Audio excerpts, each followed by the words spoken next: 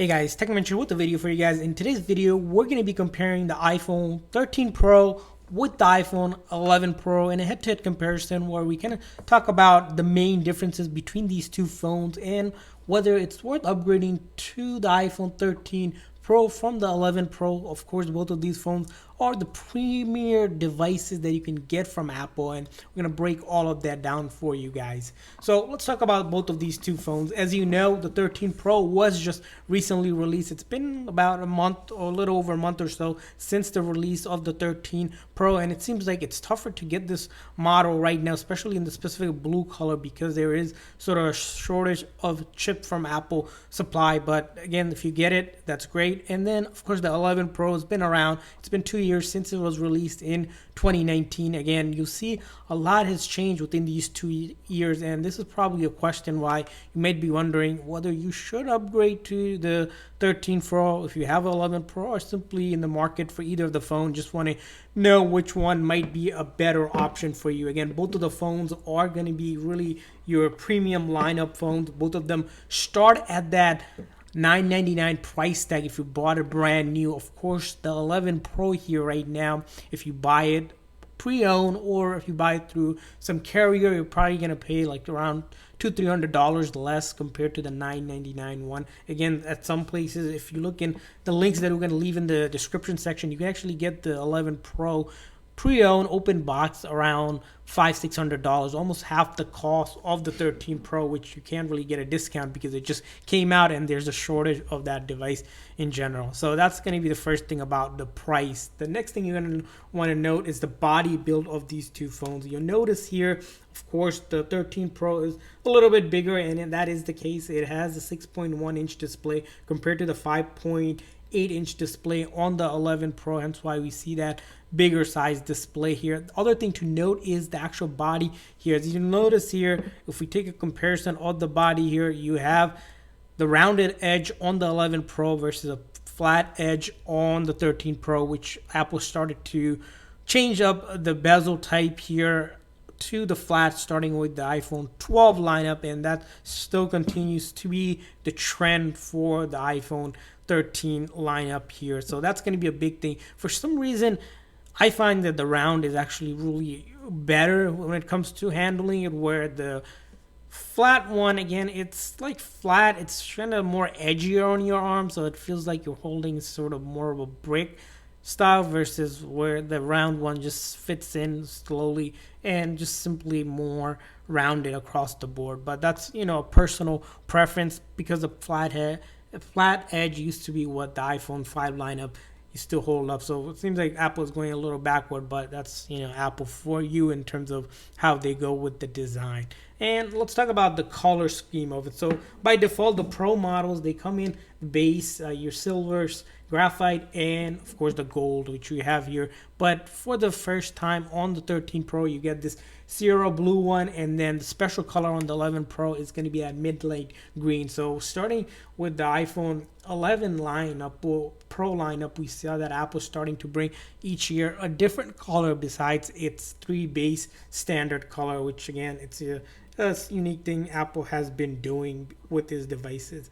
And let's talk about the display a little bit. You guys probably wondering, what kind of display does this have? We mentioned that it's a 6.1 versus a 5.8 display, but if we break it down into a little bit more deeper in the display itself, the 5.8-inch display on the 11 Pro, it's Super Retina XDR display. But the display on the 13 Pro, now this is where things get a little bit different here, that it's a 6.1 Super Retina display, and with that XDR display is the Pro Motion of 120 Hertz. So what that means is you get a 60 Hertz versus 120 Hertz here. You'll notice that when you're navigating, that sort of crisp feel to it, when you're just simply doing stuff, you'll notice it feels like the 13 Pro is faster. Well, of course, it does have 6 gig of RAM compared to the other one here, and then also has A15 Bionic chip versus your A13 Bionic chip on the 11 Pro. So 2 generation of chip improvement, and then in the minor details of it, it's going to be your GPU.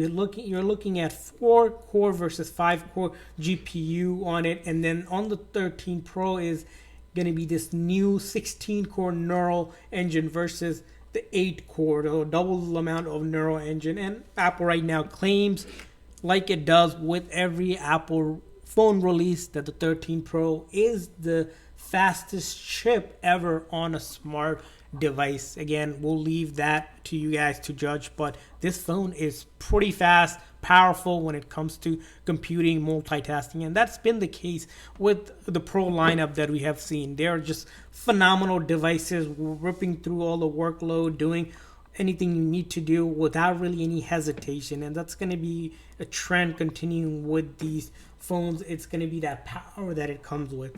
Talking about power, let's talk about battery life in these two phones. So the battery life on these phones are great. It's not the best that we've seen, but they're pretty good. The reason why we say that is Apple claims on the 13 Pro, it's an all-day battery. What does all-day battery mean? Well, basically, when you look at video playback on the 13 Pro, you get 22 hours of video playback. The 11 Pro, on the other hand, again, it's still a great battery. It gets about 18 hours of video playback. So 4-hour difference in terms of video playback between these two devices if you really go ahead and take a look at the actual specs here on these two phones.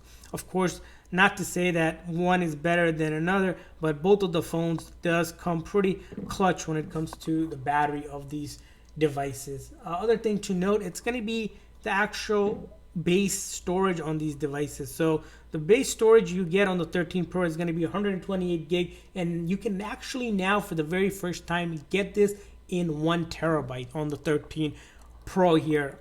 On the iPhone 11 Pro, the base actually starts at 64 gigs, so Apple increased the base to almost double, and the max you can get on the 11 Pro is 512 gig, which again the 13 Pro also comes in the 512 gig.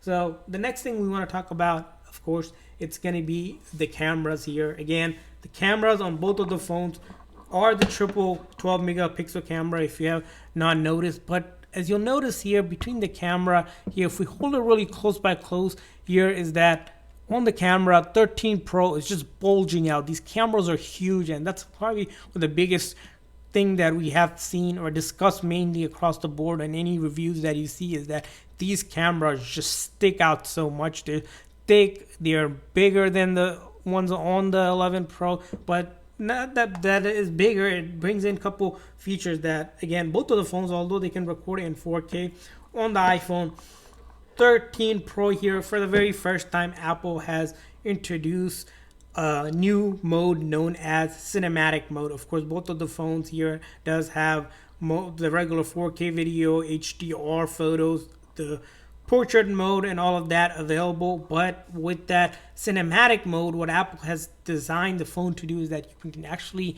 based on some of their ads we've seen, record film grade video on the 13 Pro. So again, Apple, like they do with every release of their phone, just improvements in its camera area. So if you're really into just having those cinematic mode, just upgraded cameras, or getting those minor details of the cameras, 13 Pro's gonna be what you're looking at in these two phones.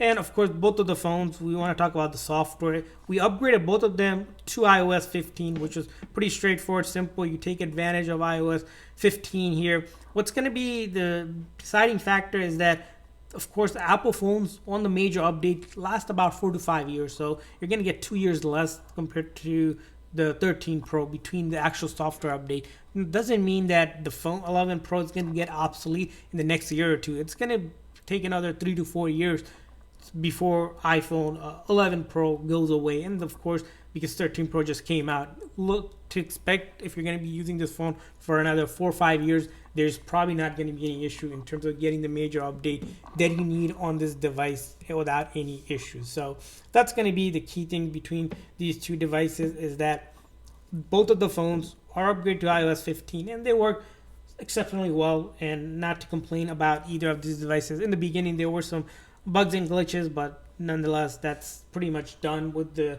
minor updates that Apple has brought in. So now let's really talk about why would you want to pay $1,000 versus probably $500-600 on the 11 Pro. We did mention some of the big things like the display here, the cameras, the software, battery life, all of that and much more. Well, let's talk about the reasons to consider the 13 Pro. Again, we're not convincing you to get the 13 Pro, but these are some things to kind of consider. First thing is that 120 hertz refresh rate compared to that 60 hertz refresh rate is a big jump for the 13 Pro. If you really care about that crisp motion when you're navigating on your phone, opening up apps, just simply clicking things around, that's going to be the first thing. Next thing is it has 52% better performance in some of the Antutu benchmark that we did see. So we saw somewhere around 70K versus 507K in terms of those benchmarks. So really, when it comes to computing, because it's 2 generations ahead and the 16-core neural engine, it's going to be pretty much fast, especially when you're playing games, especially games that are meant to play on the game console. Not to say that the 11 Pro doesn't do well in gaming. It's just that, of course, with the 6 gigs of RAM on the 13 Pro, it just can't compete with the 11 Pro when it comes to performance. Again, the next thing we want to compare is going to be the brightness between these two devices. So brightness is going to be important, especially if you take the phones outdoor. You're going to get about 31% higher brightness. That's the max brightness, because the 13 Pro here almost goes, when you did some metric testing, 1066 nits versus 812 nits. These are just our testing that we have seen. Now, when it comes to iPhone, we mentioned, of course, the 13 Pro has the better camera, and it definitely does. It has that 3 times the optical zoom with these bigger cameras, and that cinematic mode as well that it comes with it. Of course, the other thing you'll notice in the body of these two phones, it's going to be that top notch. If you look closely on the 13 Pro, you have really a smaller notch versus the 11 Pro, which has a bigger notch and those sensors which are noticeable between these two devices. And of course, we mentioned, of course, when it comes to power and computing, you get more efficiency out of the CPU on the A15 Bionic chip because of the way that is built. You also get about 50% more RAM, if you were to think about it, because 4 gig versus 6 gig. Again, this is going to be really, if you're a heavy user of the phone in gaming and super multitasking, or using apps like iMovies to edit videos on the 13 Pro. And probably the last thing to compare between these two phones is going to be around the weight. So probably the biggest thing going for the 11 Pro is that it's lighter. It's about 16 grams less than this 13 Pro. So in terms of lighter and cheaper. So it's sort of going to come down to, are you willing to pay almost $1,000 versus if you can get this phone for around $600 or so, or $500, so half the price. It's going to be something we'll leave up to you guys based on what we have discussed. So hopefully this video is helpful. If this video is helpful, please make sure that like and subscribe button. Thanks for watching, guys. See you guys next time.